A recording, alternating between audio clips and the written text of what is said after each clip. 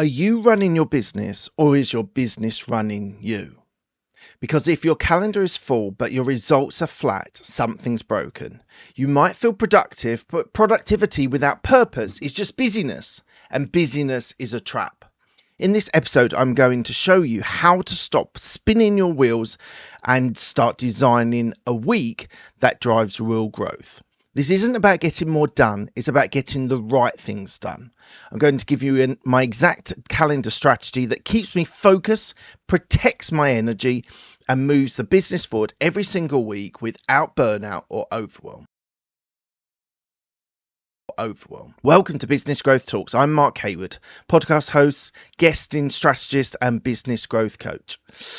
And today I'm going to be talking about the simple thing but most powerful tool in my toolkit is my calendar. Time is the one thing every business owner has the same amount of. What separates the ones who grow from the ones who stall is how they use it. So let's take control of our week and our businesses and start right now. Let's be honest, most of us are stuck in a reactive mode. You wake up, check emails too quickly, too early, take a few calls, fight fires all day, which is very easy, and by the end of the week, you're exhausted, but not really sure whether you've moved the needle or not. That's not time management, that's in a survival mode, and that survival mode will stop your growth. And if you stay there too long, it'll burn you out and stall your business growth. Here's where I want to start. I call it the Sunday setup. Every Sunday evening, just 20 minutes, not a lot, I sit down and ask myself, what are the 3 most important outcomes I need to create this week? Not tasks, not a to-do list, outcomes. Because outcomes give direction. And when you plan around outcomes, you start to design your week with intention and not be just reacting to what's happening to you. Next, you've got to block time. High performers don't find time, they make time. I schedule deep work sessions, often in the morning for me, in my calendar, like appointments to myself. 60 to 90-minute chunks where no email, no meetings, no distractions are allowed. That's when I write my scripts, plan strategy, do content, build assets, things that can actually grow my business. And yes, this takes discipline, but it's not about working harder, it's about working deeper. So finding those blocks in your day, blocking them out, don't have your phone near you or have it on silent, and just block out those times to do deep work. It is one of the things that are going to change your business, is having sessions separate from the rest of your day. And that way. So what I do in the morning, I do my deep work because I have a lot of US clients and therefore I work into the evening and I have lots of meetings in my afternoon. So I block out the mornings deliberately to be able to do that deep work. So let's flip the script on time management. What are you really needing to manage is your energy. As I said, I do my creative work in the morning. Then when I record podcast episodes, prep for talks or design strategies. Afternoons are for admin or follow-ups and calls. I know the rhythm of my day and I don't waste the peak energy on things like emails. Here's a question for you. When during the day, do you feel the most focused or clear-headed? Is it morning, afternoon, or evening? Drop the answers in the comments below. It'll be interesting for me to see my audience, the people who are listening and watching this. What is your peak performance part of the day? Morning, afternoon, or evening? Here's a tough one. Saying no. And here's what helps. Every yes is a no to someone else. So I use a simple filter. If the opportunity doesn't support one of my top 3 goals that we talked about in the quarter, it's a no, or at least a not now. This one rule protects my calendar from filling up with good things that block the great things. Right, here we go. Pro tip. Run 3 calendars. One for deep work, one for meetings and one for personal life. Separating them, you can see where your time is really going, and it makes it obvious when something's out of balance, like when meetings creep into your creative hours or your work bleeds into your weekends. Creating clarity creates control. So what I do with my Gmail, I've got 3 different Gmail accounts, one for my business, one for everything else business related, non-podcast introduction, and then I have a personal. And I merged all of them in the calendar, but they are 3 separate things, so I know where my time is being taken and I can audit it. So let me ask you this. What's the one thing on your calendar right now that you know you should delete or delegate? Think about it.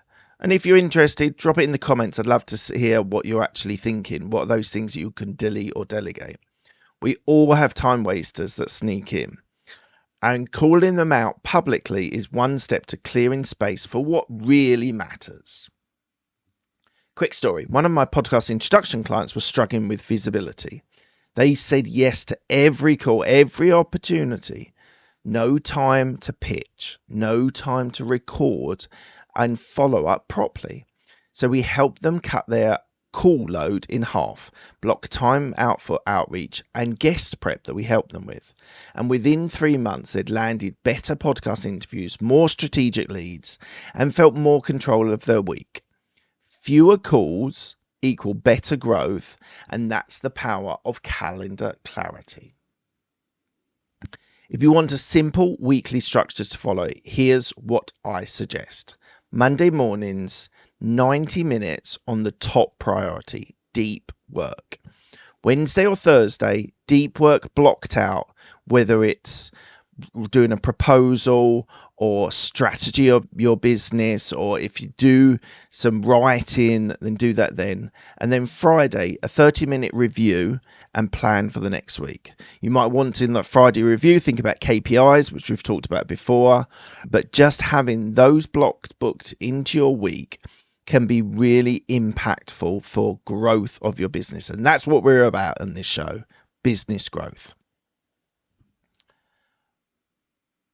You want a wake-up call? Try a 3-day time audit. Just 3 days. Track what you're doing in every aspect of your life. It's not easy doing this audit, but it can be significant and powerful. You'll spot patterns, distractions, and hidden time sinks you so you don't realize that you're spending so much time on low-value things that you can either delete or delegate. If in this episode is really helping you, please do consider hitting the like button. It really helps my channel, and also it will help this get to a larger audience of business owners. And if you want practical, honest strategies on time management, mindset, if you want to talk about podcast visibility, hit the subscribe button and you won't miss an episode of Business Growth Talks. Here's something I tell often to my clients. You don't need to feel ready to get organized. You just need to take one step. So this week, just block out one deep work session. 60 minutes or 90 minutes, I would suggest. Protect it like it's a client meeting. No excuses. Prove to yourself that managing your diary is going to be able to free up time and free up headspace that is going to lead to business growth. So just think about that. Block that time out. Do it as well as the audit. The audit is super important. You do that first. Go back and see maybe a week. I said 3 days, but 3 days, maybe a week or so. Just work out where you're spending your time and whether it is the right balance for you to be able to grow your business. If you're being busy with lots of calls that aren't necessarily making you money or generating revenue, then you need to think about whether it's worth doing those calls. One-to-ones and sort of connection meetings, discovery meetings can be so valuable for opportunities, but you do need to protect your time, that you get that time to be able to deep work. And using your calendar, I learned this at corporate, using your calendar is a great way of stopping other interruptions coming into your life, and you can spend that time doing something meaningful, something impactful, and something for revenue and growth. All right, so your challenge for this week. What's the one non-negotiable block of time that you'll commit to? It could be for content, it could be for outreach, it could be for strategy, or even for rest. So drop in the comments and make it real. Sharing it publicly helps you stay accountable. You might inspire someone else to follow your lead. So please do consider hitting me in the comments what those non-negotiable times that you're blocking out. Here's the truth. Time isn't your enemy. Distraction is. You have the time. We all do. You just need to claim it back. And when you master your calendar, you stop reacting and start leading. And that reaction phase of just constantly reacting to things puts you in a state of like survival mode. And you're not being strategic. You're not being logical. You're not thinking about what is going to actually make that difference. So thank you very much for joining me. I'm Mark Hayward. This has been Business Growth Talks. And if you're serious about getting visible, staying focused and growing clarity, visit podcastintroduction.com. Let me help you with podcast guesting into your weekly rhythm that can really help you grow your business. So let's now go master your calendar, and I'll see you in the episode. But if you're enjoying this episode, please do consider watching this next video. I really appreciate you guys. Have a great day.